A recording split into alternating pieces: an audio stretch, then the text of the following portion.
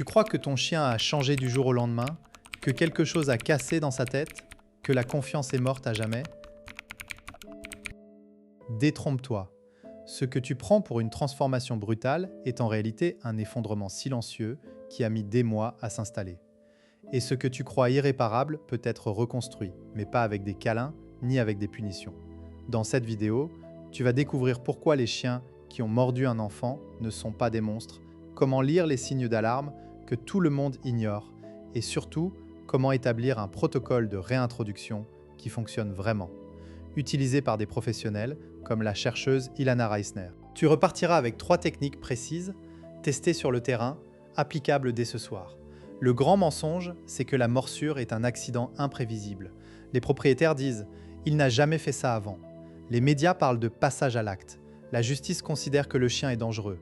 Point barre. Pourtant, des études en cognition canine montrent que les chiens émettent en moyenne 14 signaux d'apaisement avant de mordre. 14. Des bâillements, des détournements de tête, des léchages de babines, des queues serrées entre les pattes. Le problème, les humains ne les voient pas. Ou pire, ils les ignorent en les interprétant comme de la soumission ou du calme. En réalité, c'est le contraire. Ces signaux sont des appels à l'aide. Le vrai mécanisme, c'est que la morsure est toujours la dernière option du chien. Toujours. Avant ça, il a tout essayé. Mais comme personne ne l'a écouté, il a dû monter le volume. C'est comme si quelqu'un te demandait de l'aide à voix basse, que tu faisais comme si de rien n'était, et qu'il finissait par hurler. Prenons un exemple concret. Sophie, 38 ans, mère de 2 enfants, Lucas, 7 ans, et Maëlle, 5 ans, habitent à Nantes. Son mari Thomas, chirurgien dentiste, part tôt le matin. Elle a un berger australien de 4 ans, Flint, adopté à 3 mois. Flint a toujours été doux avec les enfants, jusqu'au jour où, en voulant lui retirer un jouet de la gueule, Maëlle a reçu un coup de croc au bras. Pas une morsure complète, mais une plaie de 2 cm. Sophie a paniqué, Thomas a parlé d'euthanasie, les grands-parents ont exigé le départ du chien. Mais en regardant de près, tout était écrit depuis des semaines. Flint tournait la tête quand Maëlle s'approchait de son panier. Il bâillait quand elle criait. Il léchait ses babines quand Lucas jouait à la bagarre. Il allait se coucher sous la table dès que les enfants rentraient de l'école.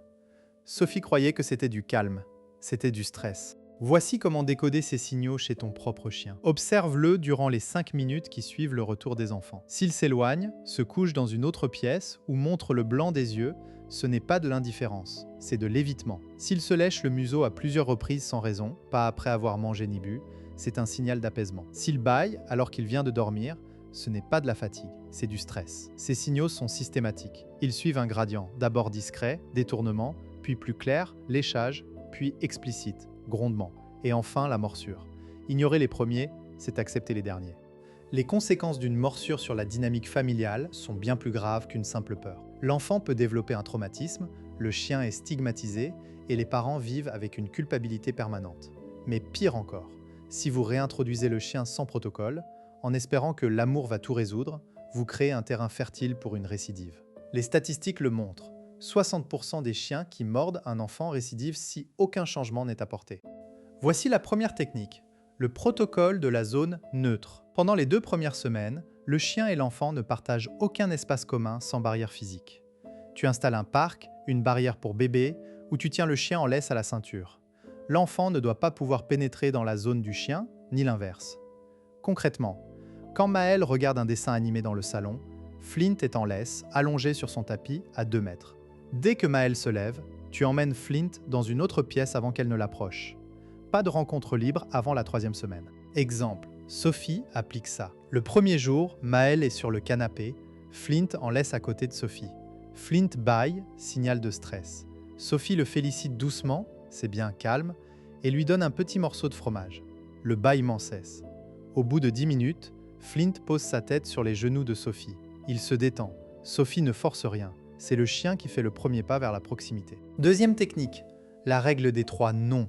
Quand le chien est en présence de l'enfant, toujours sous surveillance derrière une barrière ou en laisse, si tu observes l'un des 3 signaux suivants, bâillement hors contexte, léchage de babine, retrait de la gueule en montrant le blanc des yeux, tu mets fin à l'interaction.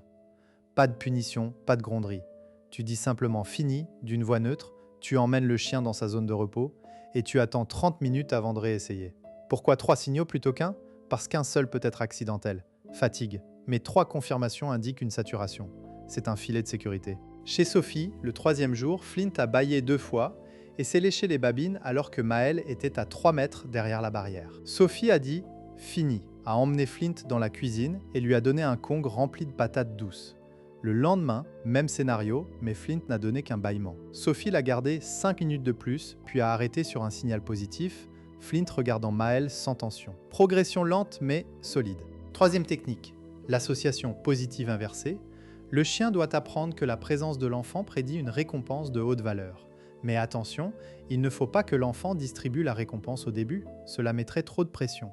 C'est toi, l'adulte, qui donne un super snack, saucisse de volaille, fromage à pâte dure, au chien dès que l'enfant apparaît dans la pièce, sans que le chien ait à faire quoi que ce soit. L'enfant reste passif, il ne regarde pas le chien, ne lui parle pas. La simple apparition de l'enfant, un morceau de saucisse. Ensuite, tu augmentes progressivement la proximité. L'enfant entre, s'assoit, et tu donnes le snack. Puis l'enfant s'approche à 2 mètres, et tu donnes le snack. Petit à petit, le cerveau du chien recable l'enfant de menace à source de bien. Sophie l'a fait sur 10 jours. Au début, Flint se raidissait quand Maël entrait dans la pièce. Après 6 jours de snacks systématiques, il remuait la queue en la voyant. À J10, il est allé renifler ses pieds, signe de curiosité positive. Sophie a validé avec un oui doux et a donné un snack. La glace était brisée. Je t'entends déjà. Et si le chien montre toujours des signaux de stress après des semaines? C'est une bonne question et elle mérite une réponse honnête. Si après 4 à 6 semaines de protocole strict, le chien reste sur les dents, bâillement systématique, refus de prendre des snacks, poils hérissés en présence de l'enfant, alors il faut consulter un comportementaliste vétérinaire. Pas un éducateur classique, mais un vétérinaire spécialisé en comportement. Et dans certains cas, la décision la plus responsable est de reconnaître que la cohabitation n'est pas possible. C'est dur à entendre, mais parfois la sécurité de l'enfant prime et placer le chien dans un foyer sans enfant est le meilleur choix pour tous. Mais dans la majorité des cas, plus de 80% selon les données de la clinique comportementale de l'Université de Pennsylvanie, un protocole bien suivi permet une réintroduction réussie. La clé, c'est la patience, la cohérence et le respect des signaux du chien.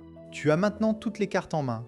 Protocole de zone neutre, règle des 3 signaux, association positive inversée, 3 piliers qui ont sauvé des dizaines de familles.